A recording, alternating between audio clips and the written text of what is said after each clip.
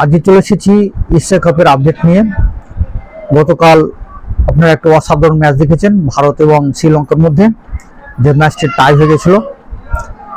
ভারত করেছিল 202 5 উইকেটে এবং শ্রীলঙ্কা সে রানটি তুলে নেয়। 20 ওভারে 202 করে, তাদেরও 5 উইকেট পড়ে এবং শেষে সুপার ওভার হয়। সে সুপার ওভারে ভারত জয়লাভ করে।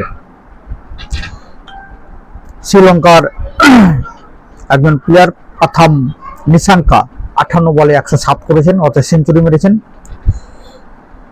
কুশাল পেরেরা করেছেন 32 বলে 58, আর শঙ্ক করেছেন 11 বলে 22। আরো কয়েকজন অল্প রান করছে, যাই হোক আমি বেশি রানটি বললাম। তো অসাধারণ একটি ম্যাচ হয়েছে গতকাল। এবার আমরা ভারতের এই স্কোরটা একটু দেখে নিই। সর্বোচ্চ রান কারা করেছেন। অভিষেক শর্মা 31 বলে 61 করেছেন।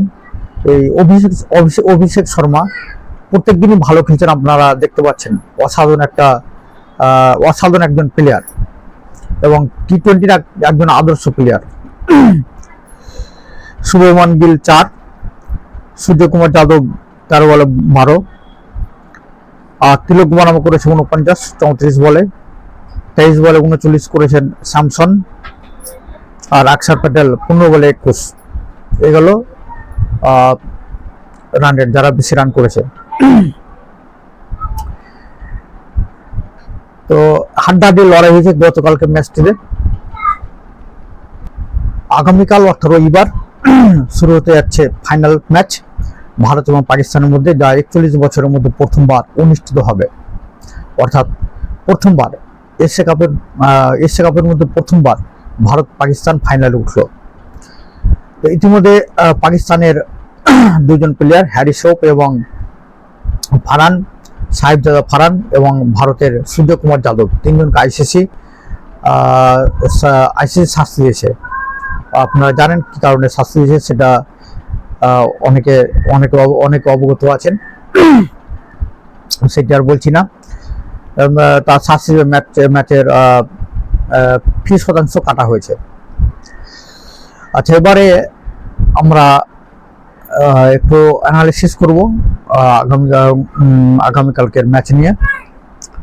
ভারতের আমাদের সব প্লেয়ারই ভালো খেলছেন, যদিও সূর্যকুমার যাদব এখনো ফর্মে ফেরেননি, একটু ভোগাচ্ছে, তবুও যেহেতু অন্যান্য প্লেয়াররা ভালো খেলছেন। অভিষেক শর্মা, শুভমান গিল, বিশেষ করে অভিষেক শর্মা তো অসাধারণ খেলছেন। এবার আমরা একটু এশিয়া কাপের ফাইনালে চ্যাম্পিয়ন হয়েছে সবচেয়ে বেশি ভারত, আর দ্বিতীয় স্থানে রয়েছে শ্রীলঙ্কা। ভারত 8 বার শিরোপা জিতেছে আর শ্রীলঙ্কা 6 বার, আর পাকিস্তান মাত্র 2 বার চ্যাম্পিয়ন হয়েছে। এগুলো এশিয়া কাপের পরিসংখ্যান আপনারা দেখতে পেলেন। ভারত পাকিস্তান ফাইনালে, অর্থাৎ আইসিসি টুর্নামেন্টের ফাইনালগুলোতে ইতিমধ্যে 9 বার ফাইনালে খেলেছে, তার মধ্যে ভারত 6 বার জিতেছে আর পাকিস্তান 3 বার। তার মধ্যে আপনারা এর আগে দেখেছেন চ্যাম্পিয়ন্স ট্রফিতে পাকিস্তান জিতেছিল এবং টি-20 বিশ্বকাপে পাকিস্তান জিতেছিল, এবং বিশ্বকাপে কোনোদিন পাকিস্তান জেতার রেকর্ড ছিল না।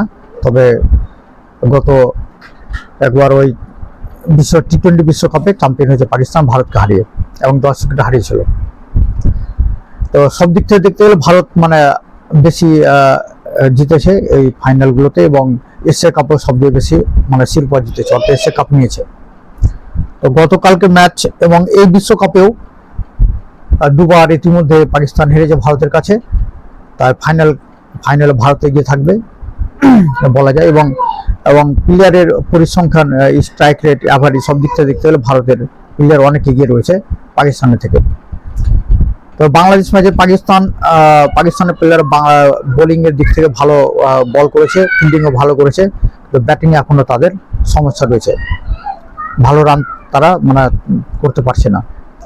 এদিক থেকে ভারত সব দিক থেকে সুবিধা হচ্ছে। ভারত ভালো রান করছে, বোলিংও ভালো করছে এবং ফিল্ডিংও ভালো করছে। তবে ক্রিকেটে অঘটন হয়, বলা যায় না। তবে ভারত মানে সব দিক থেকে রয়েছে এবং ভারতের ম্যাচ জিতবে বলে অনেক মনে করছেন। তবে ক্রিকেটে সবকিছু মানে আগে থেকে বলা যায় না, অঘটন ঘটে। এবং পাকিস্তান ভারতের মধ্যে তো ম্যাচ লড়াই ভালোই হয়, যদি কয়েক বছর থেকে সেভাবে প্রতিযোগিতা হচ্ছে না। আমরা ছোটবেলায় যে ভারত পাকিস্তানের যে খেলা দেখতাম, যে উত্তেজনা থাকতো এবং যে হাড্ডাহাড্ডি লড়াই হতো, সেটা কিন্তু বেশ কয়েক বছর থেকে আমরা দেখতে পাচ্ছি না। ভারত মানে অনায়াসে জিতে যাচ্ছে, যেখানে কোনো কম্পিটিশনই হচ্ছে না। তা আমরা দর্শকরা আশা করছেন যে আগামীকালকে ম্যাচ হাড্ডাহাড্ডি লড়াই দেখার অপেক্ষায় রয়েছেন। সময় বলবে কি মানে কে জিতে, কে ভালো খেলে, সেটার উপর ডিপেন্ড করছে।